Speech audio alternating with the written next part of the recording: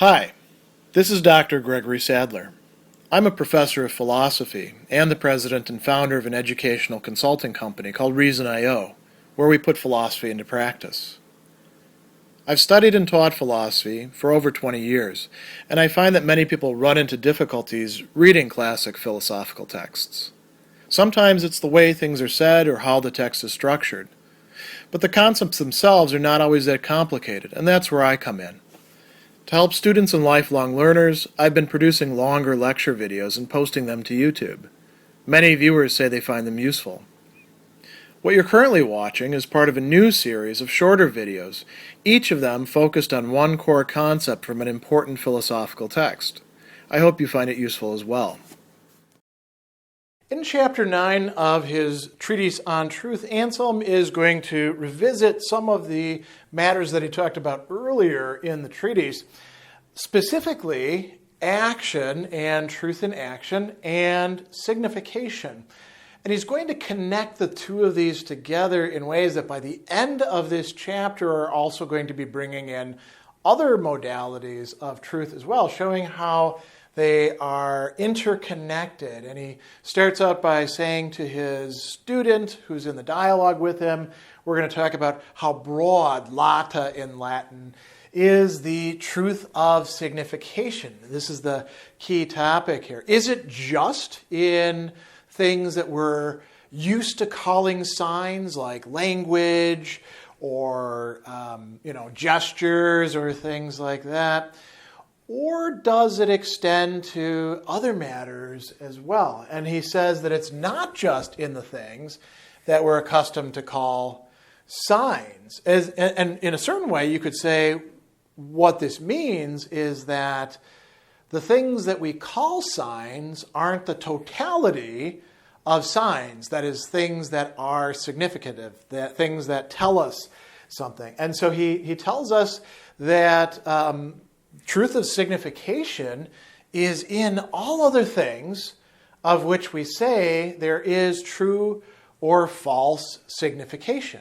Now you might say, well, wait a second, we've got truth in signification, and then he talks about truth in thought, and maybe that's including signification or they're connected in some way.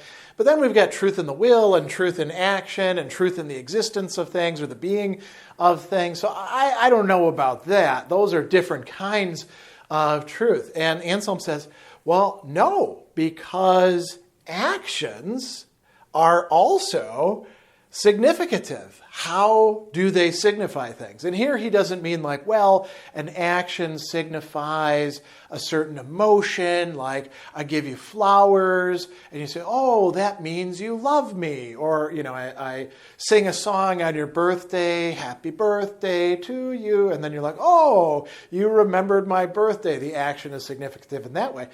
No, he means something a bit broader. Every action, insofar as it can be judged as something that we ought to do or ought not to do, we're doing what we should or what we shouldn't do, is either true or false according to the previous chapters, right? And a person ought to do, he says, what they ought to do, quod debet. So when a person does an action, they're not just either, doing what they ought to do or not doing what they ought to do, being judged in accordance with some sort of, whatever we want to call it, a rule, a norm, or something like that. They're also saying something by the very fact that they're engaging in that action. They're saying something to themselves and about themselves. They're also saying something to anybody else who is witnessing that action. By doing something, Anselm says, they signify. It is a sign that that's something that they ought to do, that thing, that action, right? So to use the examples that I had before, if it's your birthday and I don't sing happy birthday to you or remember it anyway, then I'm actually sending a message, as we say. And the message might be, well, you're a jerk and I don't like you, or it could be, I don't celebrate birthdays, but it's also a broader thing, like I should behave that way. I behave that way because I, in some respect, think that that's the right thing to do, or maybe I don't think it's the right thing to do, but I do it anyway, and on some level I'm saying that this is the right thing for me because it's an exception. There's a lot actually built in here that Anselm is not saying explicitly, but we could easily read in there. So by doing something, by engaging in an action, a person signifies that they ought to do that action. Now here's where it gets really interesting. Is it true or false? And we can say, well, a person could be misguided. Oh, don't worry about that. Worry about whether they should or shouldn't do that action. Because whether they're misguided, that's a whole other modality over here.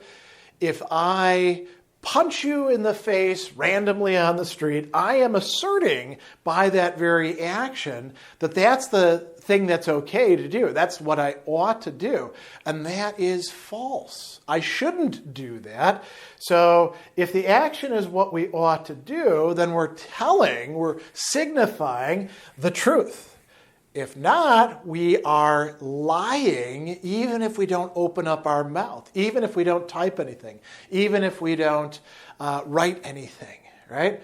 The things we do are truths or lies, depending on whether they are what we ought to do or ought not to do. And we could be lying even if we think wrongly that this is the way that a person ought to behave. So this is a very complex connection or interconnection of truth and lies that we're dealing with here. And he's got this great example, a really interesting one.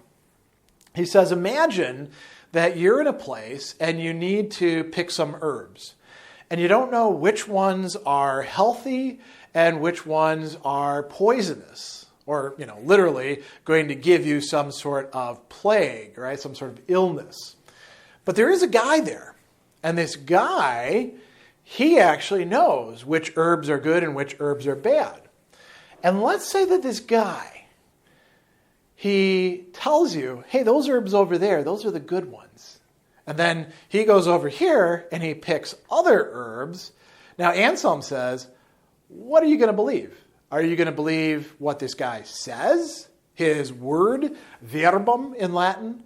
Or are you going to believe the action he's engaging in? Presumably, he's not going to pick bad herbs for himself. He knows which herbs are good, and he's going to pick these good ones for himself, and he's going to leave you the poisonous ones while you go over there and you pick the good herbs, because you can be sure that he's actually asserting on some level, without words, just by his actions, which ones a person ought to have. And we could, think about this in many different ways.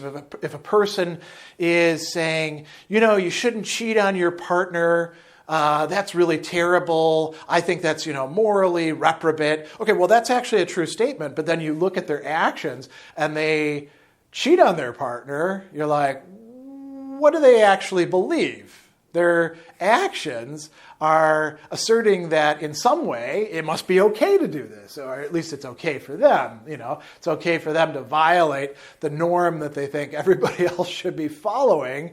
And they are lying in their actions in two different ways, right? By cheating on their spouse, they are doing something that they ought not to be doing, but they're further asserting that this is what they ought to do. They might be asserting it to impressionable other people, like children, right? Who they set a bad example for. The children don't know any better, and they see that they should behave this way. Or think about people who abuse each other, and could be with invective, it could be with physical violence or something like that. They are sending a message that this is okay, or even how one ought to act, and it's a false, lying message, according to Anselm. He has another very interesting example. What if a person lies to you? Now, here we're talking about truth and lying in an even more complicated way, right? This is, you could say, meta-lying, isn't it? Because when a person lies to you, if you didn't know that lying was wrong, you would be getting a false message about, telling the truth and lying, and they would be giving that to you. Again, we could think about the example of children and how they can be misled. He says, if you didn't know that one ought not to lie, and someone lies to you, even though he told you he ought not to lie, he would tell you by his deed, his action, that he ought to lie, rather than by the word that he ought not. And Anselm goes a little bit further than this. Imagine that we could see the thoughts or the willings of a person. Now, you can actually see the thoughts or willings of a person. The person that's you, right? And you can, to some degree, infer what the thoughts or willings of a person are when they communicate them, when they say, I'm choosing to do this, here's my decision-making process, or I've been thinking this. In a lot of other cases, though, we have to judge by what a person does, the actions. But imagine for a moment you could look into their head and see what they are thinking or willing. Anselm goes on and he says, when someone thinks or wills something, if you did not know whether he ought to do or will it, if you could see his will and thought, they would signify to you by the deed, the action of willing or thinking, because these are all actions of the mind, that he ought to think or will this. So if somebody is constantly thinking things like, how can I cheat my neighbor and make a ton of money, and you find out that that's what they're thinking, that is significative. It is an assertion on their part. This is what people ought to think about, or at least what I ought to think about. And it's a lie, because it goes against these norms of what you ought to be thinking, or willing, or whatever other cognitive thing. We could talk about loving. Anselm doesn't bring this up, but people love or desire certain things, hate or avoid other things. Maybe we're wrong about those as well. He goes on to say, even the existence of things, the being of things, asserts in a certain way that they ought to be. So this is really interesting when we think about that, because it doesn't just pertain to individual things like this piece of chalk ought to be white, which is true, right? I mean, this one ought to be white. If it's colored, it ought to be colored. It ought to have a certain kind of texture to it, be usable on the chalkboard. We could go on further from that. But we can say about states of affairs.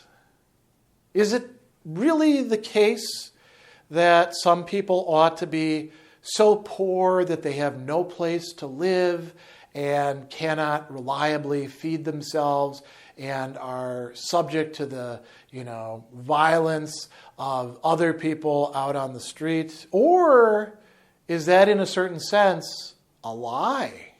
Anselm would probably answer that by saying that is kind of a lie in certain ways. And we could go on and on and on. So thinking, willing, even the existence of things, these all fall into the other things which we say there is true and false signification. So the realm of signification, truth in signification, is indeed considerably broader than we thought, encompassing action, which also encompasses so many other things as well. So truth in these different multiple modes is indeed quite complicatedly interrelated with the other modes of truth.